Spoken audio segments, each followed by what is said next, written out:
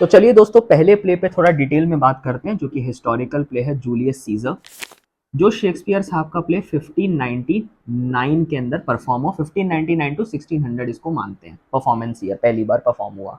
मैं मानता हूँ जूलियस सीजर शेक्सपियर साहब की अपनी जिंदगी में और उनकी जो ट्रैजेक्टरी के ओवर द टाइम जो उन्होंने प्लेज लिखे उसमें बड़ी अहम जगह रखता है, क्योंकि इससे पहले शेक्सपियर साहब अपना हाथ आजमा रहे थे, थोड़ा सा कोशिश कर रहे थे, दिखा रहे थे जलवा, लेकिन जिसको कहते हैं ना बात पैदा नहीं हुई है। जो बात शेक्सपियर को शेक्सपियर बनाती है, जो हैमलेट, ओथेलो, उनकी ग्रेट फोर ट्रेजेडीज में नजर आती है, मैकबेथ, ओथेलो के अंदर और किंग लियर में, वो बात जो है पहली बार नजर आई मेरे हिसाब से वो जूलियस सीजर में। ये नाटककार एक बहुत ही गहरे, सीरियस और बहुत ही दिल को छूने वाले और बहुत ही मीनिंगफुल नाटक लिख सकता है। ये पहली बार आपको नजर आता है जूलियस सीजर में, और आप देख रहे हैं 1599 टू 1600। इसके एक साल ही बाद वो हैमलेट लिखने वाले हैं, जो उनका सबसे बड़ा मास्टरपीस नजर आता है। तो जूलियस सीजर में आपको ये चीज नजर आती है।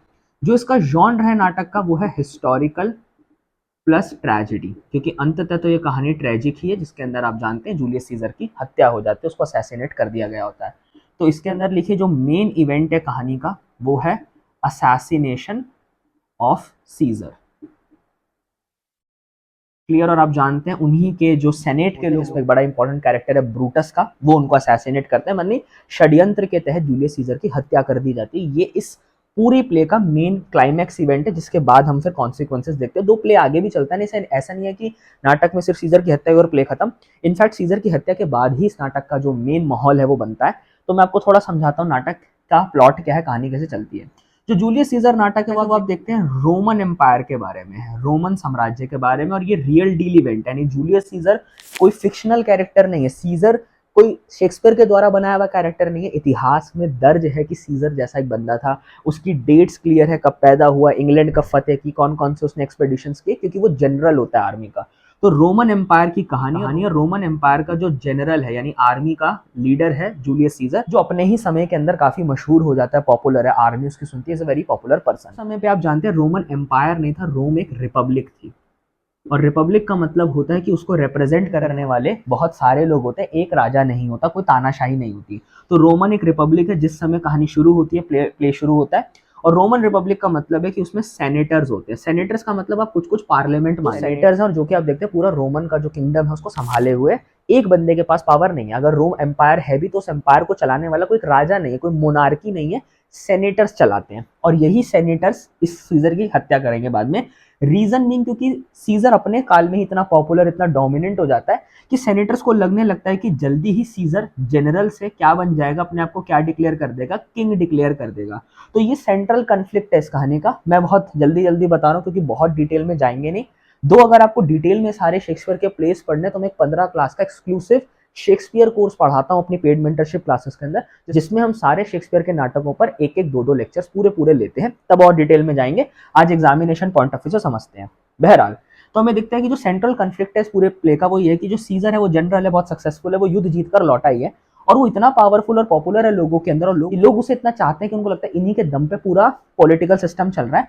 तो सेनेटर्स को भैया इंफीरियोरिटी कॉम्प्लेक्स होने लगता है कि ऐसा दिन दूर नहीं, वो दिन दूर नहीं कि सीजर अपने आप को जनरल से क्या घोषित कर देगा, राजा घोषित कर देगा। और ऐसा हमको प्ले में एक इवेंट दिखता है कि जब सीजर लौट कर आया युद्ध से प्ले के शुरुआत में, तो एक फेस्टिवल मनाया जा रहा है, एक जश्न मनाया जा रहा है, एक सेलिब्रेशन हो रही है। एंड सम पीपल, जो ताज होता है, जो ग्रीक ताज होता है, ऐसे पत्तों का होता है, वो ग्रीक ताज उसके सर पे चढ़ा रहे होते हैं, उसको पहनाने की कोशिश कर रहे होते हैं। इवेंट में हमें पता चलता है, शेक्सपियर बताता है कि सीजर बार बार वो ताज उतारता है, 2 बार 3 बार उसको पहनाया जाता है, पर वो ताज पहनना नहीं चाहता, to show that even though he is very powerful और पूरी फौज उसकी मुट्ठी में है, फिर भी उसके मन में वो एम्बिशन नहीं कि वो राजा बनना चाहता है। ये हमें शेक्सपियर रेफर कर देता है कि बार बार जो उसका फ्रेंड है एंटनी, वो सीजर को पहनाता है ताज, पर सीजर कभी भी वो ताज पहनता नहीं, वो रिटर्न बैक कर देता है, that I am not interested यार, वो उस मूड में है। ये बात लेकिन सेनेटर्स नहीं समझते। सेनेटर्स में एक मेजर बंदा है, जो मेजर कैरेक्टर है इस पूरे नाटक का, जिसको आप मान सकते हैं मेजर विलन है इस कहानी का, और उसका नाम है कैसियस।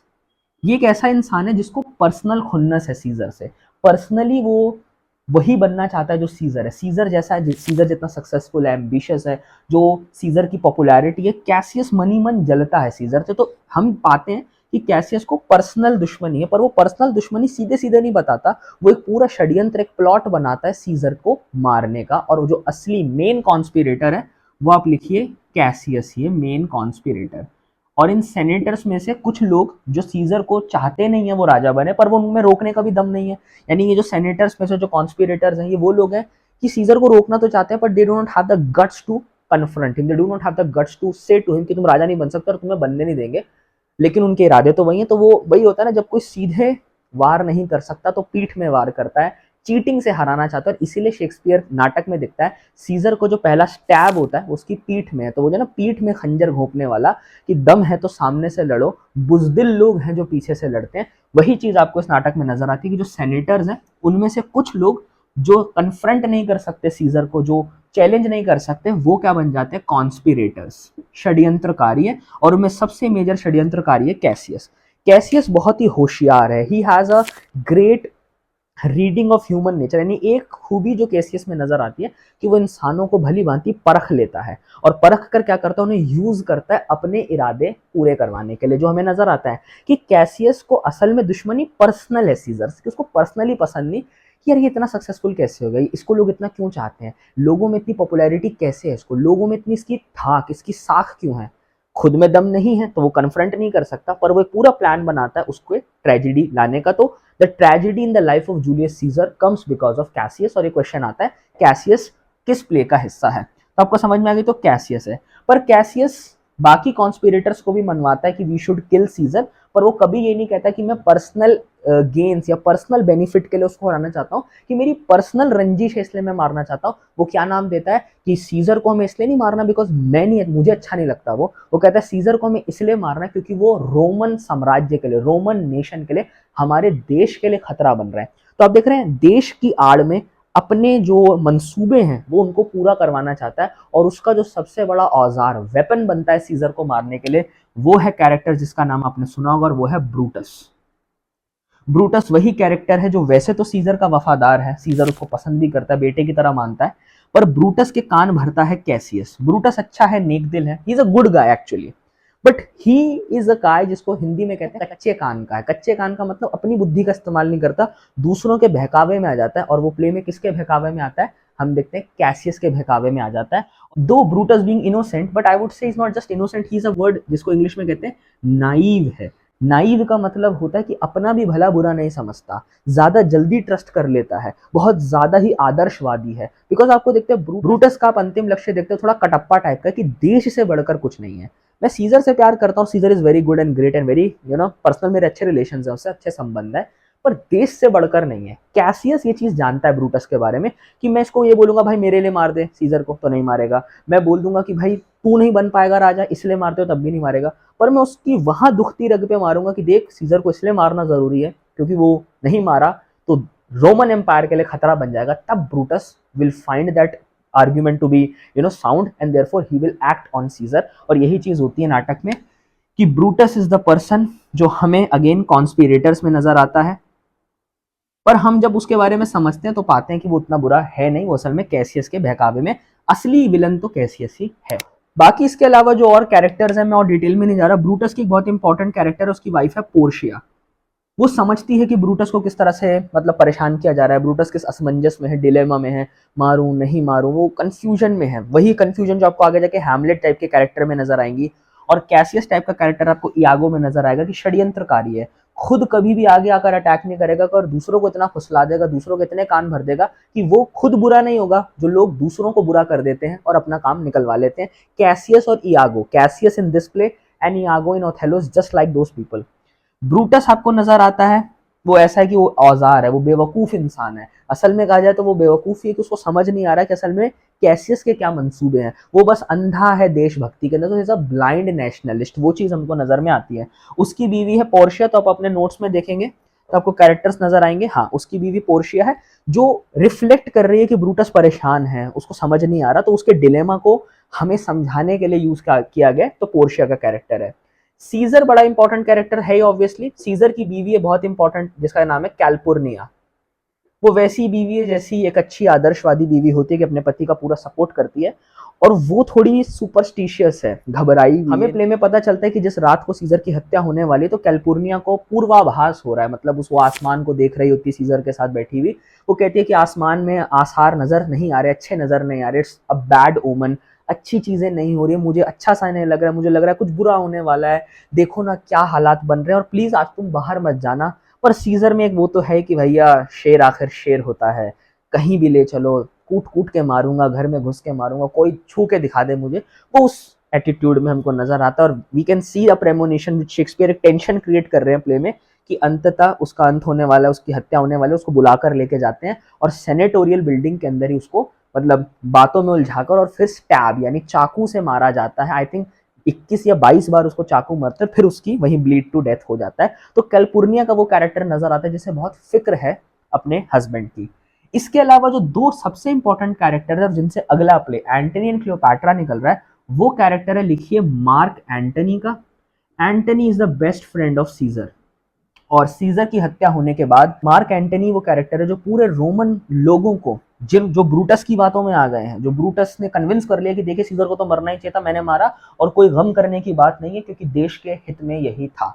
जब मार्क एंटनी स्पीच देने आता है तो असल में देखा जाए तो इस पूरे नाटक का जो हीरो है, जिसको देख के पप्पियां देने का मन करता है कि अरे यार, इस पूरे नाटक के अगर मुझे कोई हीरो बनना हो तो मैं तो एंटनी का रोल प्ले करूंगा। और मैं आपको बताऊं, जब स्कूल में ये प्ले होता था जूलियस सीजर, मैं एंटनी के रोल में ही रहता था। I used to love this role क्योंकि वो बड़ी फेमस स्पीच देता है, वो आपने सुनी होगी, friends, Romans, countryman, lend me your ears. तो मार्क एंटनी की जो फेमस स्पीच है जो दुनिया में आपने सुनी होगी, वो इसी प्ले की है। मार्क एंटनी क्या करता है, अपनी रेटोरिकल जो स्पीच है, जो रेटोरिकल स्टाइल है उसका स्पीच देने से, जिसमें ब्रूटस ने, क्योंकि पहले स्पीच देने ब्रूटस आता है, मैं आपको थोड़ा समझा देता हूँ कि लाश है, सीजर मर चुका है, सीजर की लाश लाई जाती है सामने, ब्रूटस कन्विंस करता है कि मैंने मारा, हाँ, और मैंने क्यों मारा, और जनता जो वो मान जाती है कि ठीक है सीजर को मरना ही चाहिए था क्योंकि ये नहीं मरता तो रोम खत्म हो जाता, रोमन एम्पायर खत्म हो जाता, रोम एक रिपब्लिक खत्म हो जाती। तो ब्रूटस की बातों में आ जाती है ऑडियंस। सेकंड नंबर पे लेकिन स्पीच देने ब्रूटस कहता है, एंटनी को भेजता है कि जा एंटनी अब तू स्पीच दे। उसको लग रहा था एंटनी क्या ही बिगाड़ लेगा, पर एंटनी सबसे ज्यादा बिगाड़ देता है बात, और सारी ऑडियंस को अपनी स्पीच के दम पे ही कन्विंस कर लेता है कि ब्रूटस, केसियस और जितने भी कॉन्स्पिरेटर्स हैं, इन सबको कूटना पड़ेगा, यही सबसे खतरनाक है, और असल में सीजर मासूम था और दीज आर द विलन्स, और वो कन्विंस कर लेता है सबको। इसके अलावा जो अगला कैरेक्टर इंपॉर्टेंट है उसका नाम ऑक्टेवियस सीजर। ऑक्टेवियस सीजर कौन है? लीगल एयर है to the throne, legal heir to the throne, कि अगर सीजर गद्दी पे बैठता और उसके बाद नेक्स्ट बंदा जो युवराज होता वो ऑक्टेवियस सीजर होता, जो कि आप देखते हैं अडॉप्टेड सन है सीजर का। सीजर की कोई अपनी संतान थी नहीं, कम से कम लीगल संतान तो नहीं थी, तो उनका अडॉप्टेड बेटा ऑक्टेवियस सीजर है, जो आगे जाकर पहला रोमन एम्परर बनेगा, फर्स्ट रोमन एम्परर। यानी ख्वाब तो सजाया था पिताजी ने कि जूलियस सीजर कभी राजा बने तो शायद बनेंगे, पर जूलियस बन नहीं पाता because of this conspiracy, but Octavius Caesar आगे जाकर ये इतिहास में दर्ज है, historical fact, he becomes the first Roman emperor, और वो टाइटल लेता है ऑगस्टस का। यही वो ऑगस्टस है जो आगे जाकर ऑगस्टन एज में आपने नाम सुना होगा, जिसके नाम पे ऑगस्ट का महीना है, जुलाई, जूलियस सीजर के नाम पे जुलाई का महीना है, और ऑगस्टस सीजर यानी ऑक्टेवियस सीजर, इसको ऑगस्टस सीजर भी कहा गया, ये वही इंसान है। और ये दोनों मिलकर इन कॉन्स्पिरेटर्स के खिलाफ एक युद्ध छेड़ते हैं, अंत में ब्रूटस का भी अंत होता है, कैसियस का भी अंत होता है, वो युद्ध में हारते हैं और जूलियस सीजर की जो असैसिनेशन है उसका बदला रिवेंज लिया जाता है। लेकिन अब इससे आगे क्या होता है कि रोम के अंदर अब जूलियस सीजर चला गया, सेनेटर्स भी समझ गए कि कॉन्स्पिरेटर्स खराब थे और उनको भी सजा मिल गई, तो अब रोम के अंदर शासन किनका रहता है? ट्रायम्विरेट का। ट्रायम्विरेट का मतलब 3 लोग शासन करते हैं, और वो 3 लोग कौन है जो इस कॉन्स्पिरेसी से विजयी होकर विक्ट्री में निकलते हैं? एक है ट्रायम्विरेट के 3 कोण है, उसमें एक है मार्क एंटनी, एक है ऑगस्टस सीजर, और एक इनका और साथी होता है, इसका नाम है लेपिडस। ये कैरेक्टर्स मेन कैरेक्टर्स होने वाले हैं जो नेक्स्ट प्ले शेक्सपियर ने लिखा है और जिसका नाम है एंटनी एंड क्लियोपैट्रा, और जिस पर अब बात करते हैं। तो आई होप दोस्तों पहला प्ले आपको समझ में आ रहा है, और अगर आपको बुक रिकमेंडेशंस चाहिए इस प्ले के लिए तो ये सबसे अच्छी किताब है इस प्ले को समझने के लिए। बहुत अच्छी किताब है ये, एलिजाबेथन एज पे भी इंट्रोडक्शन दे रखा है, कैरेक्टर स्केचेस दे रखे हैं, और पूरे प्ले को एनोटेटेड वे में आप देख रहे हैं अवेलेबल है, तो मेरी एनोटेशंस है। मैं इसमें से कुछ कुछ जो मेजर लाइंस है वो आपको भेजूंगा आपके एक्सक्लूसिव ग्रुप में, तो आप उस पर जुड़े रहिए। But this is the book you should have if you want to engage more deeply in this play. मैं इसी किताब से अपनी पेड मेंटरशिप क्लासेस में जब डिटेल में पढ़ाता हूँ तो भी इसी किताब से पढ़ाता हूँ। दूसरी जो किताब है वो ये है आर्डन शेक्सपियर, ये एक कलेक्शन है जो शेक्सपियर के नाटकों पे निकाली गई है। This is the second book which you should refer. इसमें भी पूरा प्ले, और इसके अंदर भी स्टार्टिंग के अंदर एक बहुत इंपॉर्टेंट, आप देख रहे हैं कम से कम 70-80 पन्नों का इंट्रोडक्शन है, तो ये 2 किताबें आप इस प्ले को समझने के लिए यूज करिए। अब ये तो हो गई बात जूलियस सीजर की, और अब मैंने बताया इसी के कहानी में से जो अगला हिस्सा निकल रहा है हिस्ट्री का, जो बड़ा दिलचस्प है, वो है सेकंड प्ले में, वो है एंटनी एंड क्लियोपैट्रा। और ये कहानी आपको तभी समझ में आएगी एंटनी क्लियोपैट्रा की जब आप जूलियस सीजर प्ले समझते हैं।